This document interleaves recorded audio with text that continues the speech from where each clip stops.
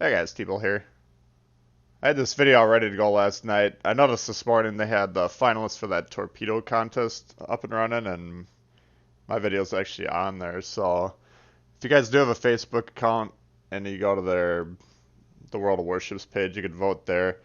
I'll try and put the link in the description. Not 100% sure if it'll work if it's not coming directly from Facebook, but we can try. And if you like the channel and want to support me in the video, that'd be amazing. So appreciate that, but I'll let you kick back, relax, and enjoy this video. Hey guys, People here. Yeah, I've been hoping to get some Hipper gameplay up for you guys. I was saving up my Deutschmarks like a good little boy. Got 1,000 of them today doing the missions or whatever. And got the commander crates. I got the Deutsche Dewey Shear, I believe his name is. Duplicate of him, so that's a bust. And then I got a duplicate of Von Spee, which I already had from being an alpha tester. He was the commander that came with the G101 Alpha. So that was a great 1,000 Deutschmarks spent. But I'm getting kind of sick of playing these tier 7 games in a level 8 Deutsche Dewey commander setup against guys that have max commanders, Norman Scott or whatever, or Sims in these Iowas that can just blast you from a mile away. You can't hit the broadside of a barn with shears. So it's getting kind of a pathetic wargame, and I really would suggest you guys take a look at this system because it's not cool. So anyway, I got a lightning game for you I played tonight instead. It's tier 7 Royal Navy destroyer. I was lucky enough to get a commander in this guy. I haven't had a new commander, by the way.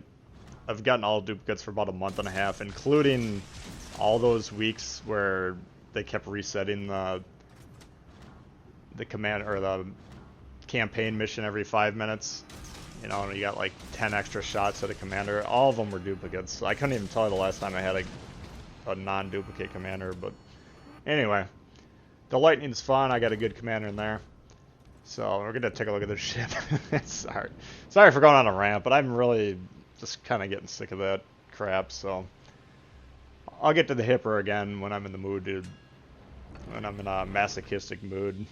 Smoke generator started. So anyways, taking a look at this lightning game here. We got this Iowa's making kind of what I would consider to be an ill-advised play early on in the game. I don't think it's very profitable for battleships to sail out in the open here. You got multiple ships that can spot you and shoot you. You can see because I have a teammate spotting him, I'm able to plop down a cloud and start to attempt to start some fires on his ship. British destroyers have very nice HE shells with high chance to start fires, so that's your preferred shell in most instances. Now you see here, because this Atlanta sails up on me, close range broadside, I'm switching to AP. Luckily for me, he was kind of focused on whatever he was focused on and didn't notice me until I started shooting at him, which allows me to get a jump on him. But Atlantas versus destroyers, close range, extremely precarious situation for the destroyer. They got a lot of guns that can put out a lot of HE damage on your ship and sink you very quickly, especially combined with that radar that can peek out of the cloud. Luckily, I do have some supporting fire from my teammate, and we're able to rack up a bunch of citadels and get out of a situation where, in most instances, in Atlanta versus destroyer close range, Atlanta's going to come out on top. So that was lucky for me that it happened to work out. And you can see here the British destroyers have a very quick cool down on their smoke, so we're actually able to deploy another smoke cloud, kind of reset the situation, let it cool off. Now this New Orleans is within range of me, and because I'm now undetected, I can resume firing on his position with HE shells, which do pretty good damage against this cruiser and also have a pretty good chance to start fires again. So now he's taking blind fire shots at me. Something you do need to keep an eye on when you're playing British destroyers. The smoke cloud's only active for about a minute, so if you're really focused on firing your guns or focusing on the map, trying to plot your next move, it's very easy to lose track of that smoke timer. And once that smoke clears, if you fire your guns, your detectability range, of course, goes out to your full max firing distance. You can see that's exactly what happened here. Now it's caught flat-footed. Had he been just a little bit, had he reloaded his guns 2 seconds later, he would have had a flat-footed lightning to shoot at half health. That could have potentially ended my game there, so that was another lucky situation that arose.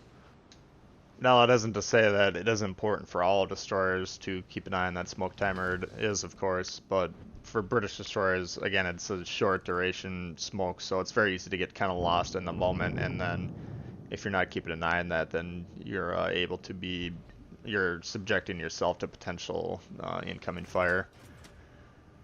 Now, just taking a look at the game here, we're down a ship. Both teams kind of have some people that are staying by the base and some that are venturing out. I think a lot of players are starting to kind of adapt to the new timers on capture the base and the new way that the game's kind of played. I tend to try and stay kind of close to the base, at least for the first, third of the game or so.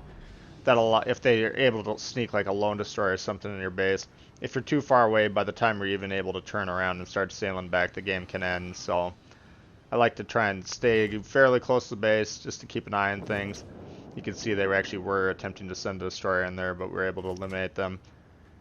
Once you're able to account for all the ships' positions on the map and you kind of see how the battle's unfolding, then it's time to start venturing out a little bit more.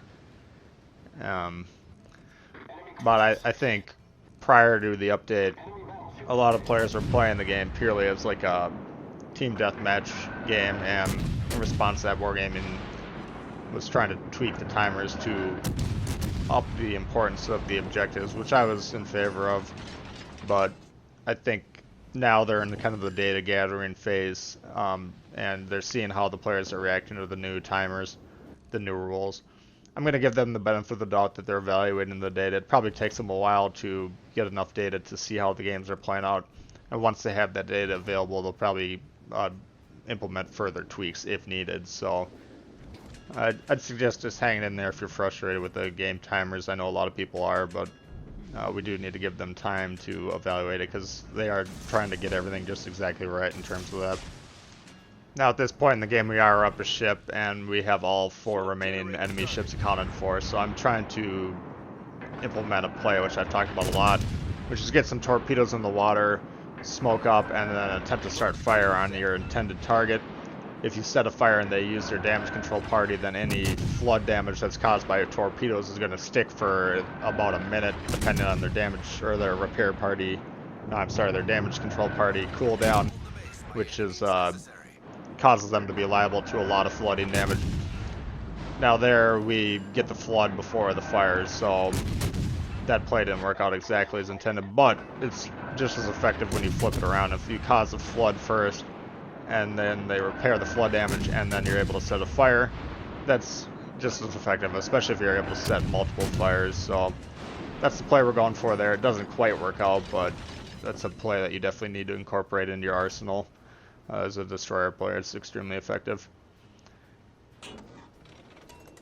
Now we're just going to move forward a little bit, and we do have another salvo loaded. I'm going to put one toward the Colorado's current path, and one towards Iowa. They're both going roughly the same direction and heading, so if either of them turn, they're potentially going to turn into the other salvo, so that's kind of a fortuitous positioning of the ships. And you can see there we do catch that fire. Now his damage control is probably a lot closer to being reset, but you can see he's not able to put out the fire, and so this is kind of a continuation of the play that we were trying to implement earlier, and you can see it's quite effective in terms of long-term sustained damage.